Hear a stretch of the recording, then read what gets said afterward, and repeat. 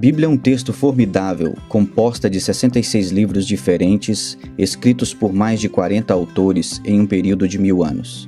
Não é apenas uma compilação de um grupo de histórias diferentes, ou um manual de autoajuda, ou até mesmo um livro devocional.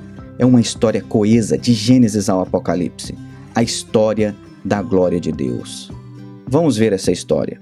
No princípio, Deus criou todas as coisas para a sua glória.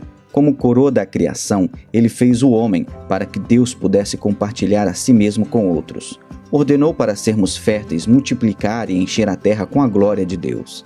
Mas o homem decidiu não confiar em Deus e que ele estava escondendo alguma coisa de nós. Nós decidimos viver para nós mesmos ao invés de viver para Deus, e isso encheu a terra com o pecado e egoísmo. O homem errou o caminho de tal maneira que Deus inundou toda a terra e começou tudo de novo com um homem chamado Noé. Quando Noé saiu da arca, Deus lhe disse as mesmas palavras que disse a Adão: sede férteis e multiplicai e enchei a terra. Mais uma vez, porém, a humanidade procurou honrar o homem ao invés de Deus. Porque todos eles compartilhavam a mesma língua, era fácil de comunicar e cooperar. Então eles fizeram um plano. Em um lugar chamado Babel, eles iriam construir uma torre até os céus para estabelecerem um nome para si. Eles trabalharam para construir o seu próprio reino, ao invés de obedecer à ordem de Deus. Eles cometeram o mesmo erro que cada uma das gerações anteriores havia cometido. A humanidade ignorou a Deus e sua ordem de espalhar o seu nome e sua glória por toda a terra. Então Deus tomou a seguinte decisão.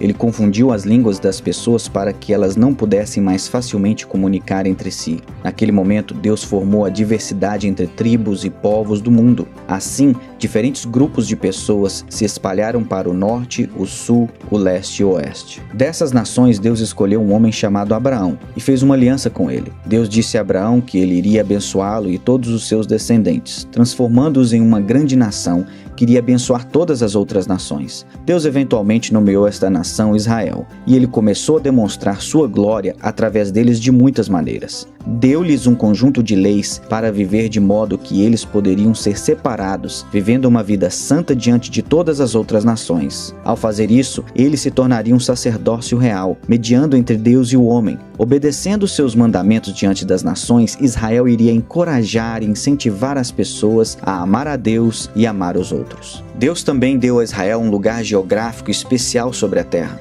estrategicamente localizado no meio de todas as outras nações. Nessa terra prometida, Israel seria uma luz para todas as nações, mostrando-lhes o caminho para Deus, mesmo na escuridão do mundo.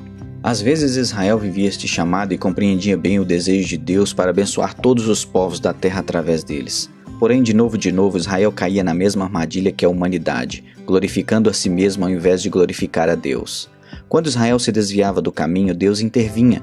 Às vezes ele levantou profetas para lembrá-los do seu mandamento de abençoar as nações com as bênçãos que lhes dera. Outras vezes ele disciplinaria seu povo, permitindo-lhes ser levado cativo por outras nações.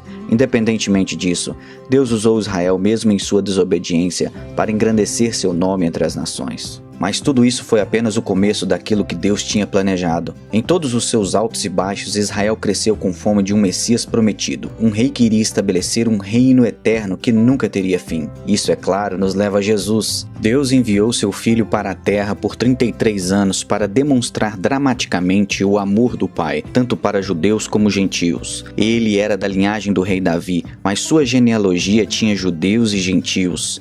Seus primeiros adoradores foram os sábios, gentios do leste. Anjos proclamaram que sua salvação seria para todos os povos. Até mesmo no dia de sua apresentação como bebê, foi identificado como luz para iluminar as nações. E outra vez Cristo lembrou os seus discípulos que o plano de Deus, desde o início, é abençoar todos os povos. Sua vida exemplificou esta mensagem perfeitamente. Ele ficou furioso quando o templo não estava sendo usado como uma casa de oração para todas as nações. Ele contou parábolas sobre o reino de Deus, dizendo que este reino é para todos os grupos étnicos, e pregava a boa nova para os judeus, gentios, ricos, pobres, educados e iletrados iguais. Jesus serviu cananeus, samaritanos, romanos e gregos. Ele era e é um verdadeiro Messias para todas as nações. Ele viveu uma vida perfeita, morreu uma morte perfeita e levantou-se novamente com uma ressurreição perfeita.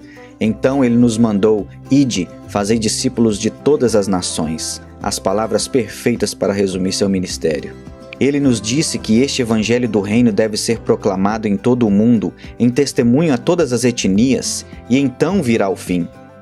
Nós vemos o início disto quando o Espírito Santo encheu os discípulos no Pentecostes e proclamou as maravilhas de Deus em várias e diferentes línguas do mundo. Também a continuação quando Cristo chamou Paulo e outros apóstolos para pregar o evangelho aos gentios. Ele continua até o dia de hoje. Estamos à espera do fim que vemos em Apocalipse, quando o Cordeiro de Deus adquiriu com o seu próprio sangue cada nação. Essas pessoas vão formar uma multidão que ninguém pode contar, de toda tribo, língua, povo e nação, dizendo: a salvação pertence ao nosso Deus que está sentado no trono e ao Cordeiro. Essa é a história da Bíblia.